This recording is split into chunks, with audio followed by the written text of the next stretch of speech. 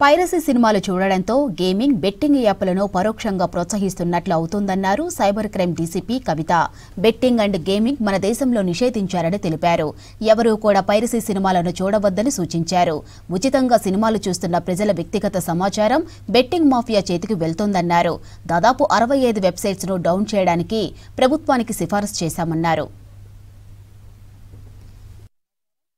ఇమ్మడి రవి మనము అరెస్ట్ చేసి ఇంట్రాగేట్ చేసినప్పుడు అతను బీఎస్సీ కంప్యూటర్స్ చదివాడండి. వైజాగ్లో ఆంధ్ర యూనివర్సిటీలో చదివినట్టు మనకి ఇన్వెస్టిగేషన్లో చెప్పారు.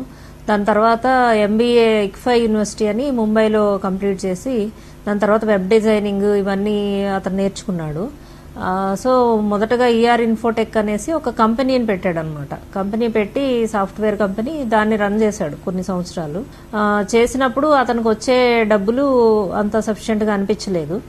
సో కొన్నాళ్ళు అది చేసిన తర్వాత ఇంకా ఇన్కమ్ ఎక్కువగా ఎర్న్ చేయాలనే ఉద్దేశంతో ఈ వెబ్సైట్స్ డిజైనింగ్ వీటిల్లో అప్లోడింగ్ ఆఫ్ పైరేటెడ్ కంటెంట్ అనేది ప్రారంభించాడు. ఇమ్మడి రవి అరెస్ట్తో కానీ లేకపోతే ఇంకెవరిని ఎంతమందిని అరెస్ట్ చేసినా పైరసీ అనేది ఆగదు. ఎందుకంటే అది జస్ట్ లైక్ దొంగతనం, theft, any theft or robbery or burglary ఇవి మీరు ఎట్లా మనం ఆపలేకపోతున్నాము. ఇంటికి తాళాలు వేస్తున్నాం కానీ దొంగతనాలు జరుగుతున్నాయి. సో ఇది మనం ఆపలేనంటే పైరసీ కూడా ఆపలేము. ఎందుకు అనంటే ఒకళ్ళని అరెస్ట్ చేస్తే ఇంకొకళ్ళు తయారు చేస్తారు, ఇంకొకళ్ళు అప్లోడ్ చేస్తారు. రవి లాంటి వాళ్ళు ఇంకా చాలా మంది ఉండొచ్చు. సో దేశం అంతట్లో ఎక్కడో నుండి ఏదో ఒక మూల నుంచి చేయడానికి ప్రయత్నాలు చేస్తారు. సో దానిని ఆపలేము మనము. కాకపోతే అలాంటివి చేయడం అనేది నేరం అనేది తెలుస్తుంది. చూడడం కూడా కరెక్ట్ కాదని ప్రజలు కూడా గ్రహిస్తారు. చూడడం ద్వారా వాళ్ళు ఎంత నష్టపోతున్నారు, ఎలాంటి నేరాలకి వాళ్ళు విక్టిమైజ్ అవ్వే ఛాన్స్ ఉంది, ఈ గేమింగ్ అండ్ బెట్టింగ్ యాప్స్ ని ప్రమోషన్ అనేది ఇండైరెక్ట్ గా ఎట్లా జరుగుతుంది, దానివల్ల కొంతమంది జీవితాలు కూడా ఎట్లా కోల్పోతున్నారు అనేది ప్రజలకు అర్థమవుతుంది. అది చూడడం అనేది తగ్గిస్తారు. ఈ పైరసీ చేసేవాళ్ళు కూడా ఈ యొక్క డెవలప్మెంట్స్ ని చూసి కొంత వెనక్కి తగ్గడానికి ఛాన్స్ ఉంటుంది. మన ఇన్వెస్టిగేషన్ లో ఈ iBomma, Bappam TV and mirror websites అన్ని కలిపి దాదాపు 65 వెబ్సైట్స్ ఐడెంటిఫై చేసామండి. ఆ 65 వెబ్సైట్స్ కూడా డౌన్ చేయడానికి గవర్నమెంట్ కి రాయడం జరిగింది. ఈ బెట్టింగ్ అండ్ గేమింగ్ అనేది మన కంట్రీలో ఆల్రెడీ ప్రొహిబిటెడ్. సో అది అందరికీ తెలిసిన విషయమే. అయినప్పటికీ కూడా ఈ వేరే వేరే ప్లాట్ఫామ్స్ నుంచి యాడ్స్ రూపంలో ఇంకా రకరకాల రూపాల్లో ఇది ప్రమోషనల్ యాక్టివిటీస్ అనేవి జరుగుతున్నాయి. దీనికి ప్రజలు, అమాయకమైన ప్రజలు దానిలోకి వెళ్ళి ఊబిలో చిక్కుకుంటున్నారు. సో దీన్ని రీసెంట్గా చూస్తే మేము లాస్ట్ ఇయర్ ఒక సివిల్ సర్వీసెస్ ఇంటర్వ్యూకి వెళ్ళిన అతను కూడా అరెస్ట్ చేశాము. ఒక పిహెచ్డి ఇంజనీరింగ్ చేసిన అతను కూడా అరెస్ట్ చేయడం జరిగింది. ఈ బెట్టింగ్కి అతను అడిక్ట్ అయిపోయాడు అనమాట. ఫ్యామిలీని దూరం చేసుకున్నాడు, దానిలోంచి బయటికి రాలేకపోతున్నాడు.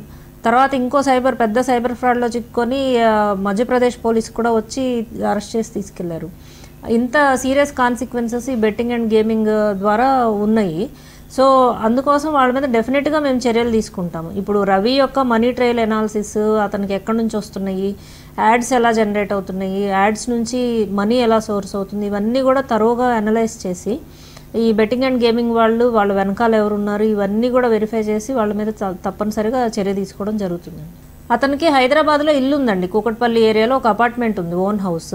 సో అతను అక్కడికి వస్తుంటాడు, అక్కడే ఉంటుంటాడు. మధ్యలో వేరే వేరే దేశాలకు వెళ్ళి 2 months యూరోపియన్ కంట్రీస్కి వెళ్ళడం అతనికి ఇష్టమని చెప్పాడు. సో అక్కడికి వెళ్ళి 2 months అక్కడ స్టే చేసి మళ్ళీ అతని ఇంటికి వచ్చేస్తాడు. సో ఆ క్రమంలో అతను మన యొక్క piracy press meet August 29th రోజు జరిగింది, పైరసీ కేసులో ప్రెస్ మీట్. సో అది అయిపోయిన తర్వాత September 3rd అతను వెళ్ళిపోయాడు విదేశాలకి. సో అంటే ఈ కేసుని క్రాక్ చేశారు. ఇది తర్వాత మళ్ళీ నెక్స్ట్ టార్గెట్ నేనే అయి ఉండొచ్చు అనుకున్నాడా, లేకపోతే అతను పని మీద వెళ్ళాడో కానీ ఇమీడియట్గా అలర్ట్ అయిపోయి వెళ్ళిపోయాడు. వెళ్ళిపోయి అక్కడ ఉండి ఆల్రెడీ 2022లోనే ఇతను వేరే దేశ పౌరసత్వం తీసుకున్నాడు. సెంట్ నెవీస్ కిట్స్ అని చెప్పేసి కరీబియన్ ఐలాండ్స్లో ఒక చిన్న దేశం అనమాట. ఆ దేశం యొక్క పౌరసత్వం తీసుకున్నాడు, ఇండియాదంతా కూడా రినౌన్స్ చేసి. సో అది తీసుకొని అక్కడ వాళ్ళతోటి పార్ట్నర్ అవ్వడానికి, అతనికి ఈజీగా యొక్క బిజినెస్ అనేది రన్ చేయడానికి, ఆ దేశం యొక్క అడ్వాంటేజెస్, బెనిఫిట్స్ కూడా ఎన్కాష్ చేసుకోవడానికి తీసుకున్నానని మనకు చెప్పాడు. సో ఇవన్నీ చేసి అతను మళ్ళా మేము అరెస్ట్ చేసే రోజు 14th రోజు మేము పట్టుకున్నాం, ఫ్రైడే రోజు. 14th రోజు మార్నింగ్ అతను ల్యాండ్ అయినట్టు వాళ్ళ ఫ్రెండ్కి ఇక్కడ మెసేజ్ పెట్టాడు అనమాట. సో మేము వాళ్ళ ఫ్రెండ్ని పట్టుకోవడానికి టీం వెళ్ళింది. ఫ్రెండ్ ఇంటి దగ్గరికి టీం వెళ్ళినప్పుడు అతను మొబైల్ సీజ్ చేసినప్పుడు అందులో మెసేజ్ మనకి కనపడింది. I'm landed in India today morning అని చెప్పేసి అతను పెట్టిన మెసేజ్ చూసి ఫ్రెండ్ని పట్టుకున్న టీం ఇంకో సపరేట్ టీం ఫామ్ చేసి ఇమీడియట్గా అతని లొకేషన్ మనకు తెలుసు, ఇల్లు తెలుసు. సో అతను వచ్చాడని చెప్పేసి అతన్ని ట్రేస్ చేసి ఇమీడియట్గా సెకండ్ టీం వెళ్ళి అతన్ని పికప్ చేసింది అనమాట. అతని భార్య ఎవరు అనేది మనకి ఇంతవరకు తెలియదు. మనం పర్సనల్గా నేను కూడా ఇంట్రాగేట్ చేసినప్పుడు భార్య గురించి ఫ్యామిలీ గురించి అడిగినప్పుడు అతనికి 2016లో మ్యారేజ్ అయింది, ఇంటర్ రిలీజియస్ మ్యారేజ్, ఒక పాప కూడా ఉంది.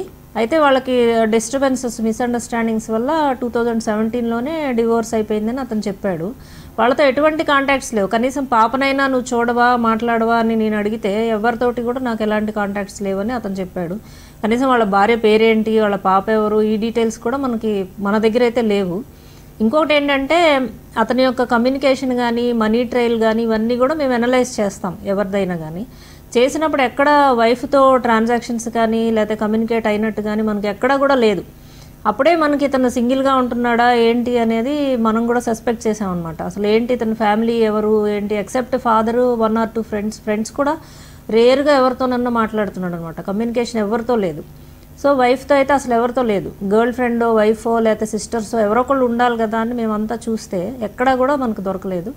సో వైఫ్ ఎవరు, వాళ్ళ ఫ్యామిలీ ఏంటి అనేది మనకి ఎక్కడ రివీల్ చేయలేదు, ఎవరితో కూడా కమ్యూనికేట్ కాలేదు.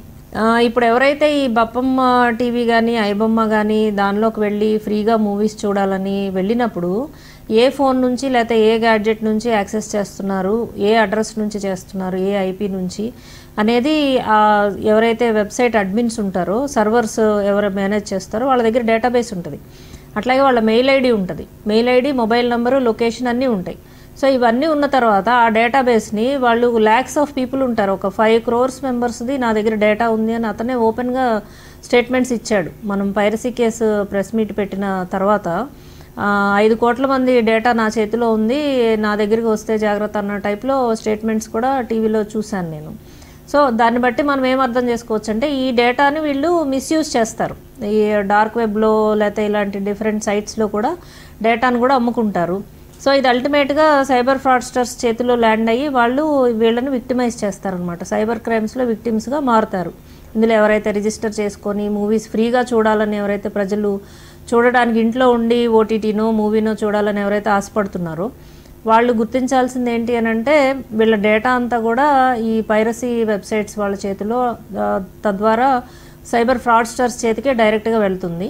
సో ఎప్పుడైనా మనం ఫ్రాడ్కి గురయ్యే ఛాన్స్ ఉంది కాబట్టి ఖర్చు అయినా 100-200 ఎంతైనా కానీ థియేటర్కి వెళ్ళి చూడడం లేకపోతే ఓటీటీలో సబ్స్క్రిప్షన్ తీసుకొని చూడడం అనేది మనకు మంచిది అనేది ప్రజలు కూడా రియలైజ్ అవుతారని నేను భావిస్తున్నాను. ఈ మధ్యకాలంలో మనం చూస్తే ఏపీకే ఫైల్స్ డౌన్లోడ్ చేసుకొని లింక్స్ క్లిక్ చేసి చాలామంది నష్టపోతున్నారు.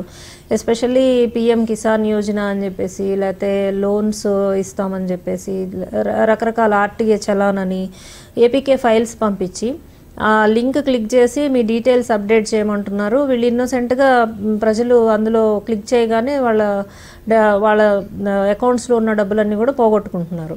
సో ఇలాంటి మెసేజెస్ పట్ల అప్రమత్తంగా ఉండాలండి. అన్నోన్ సోర్సెస్ నుంచి వచ్చిన ఎలాంటి లింక్స్ అయినా కానీ మనం వితౌట్ వెరిఫికేషన్ క్లిక్ చేయకూడదు. తర్వాత మనం డీటెయిల్స్ ఎంటర్ కూడా చేయకూడదు. ఆ ఫామ్స్ ఏవైతే ఉన్నాయో వాటిల్లో మనము కేవైసీ డీటెయిల్స్ ఎంటర్ చేయడం కానీ ఇలాంటివి కూడా చేయకూడదు.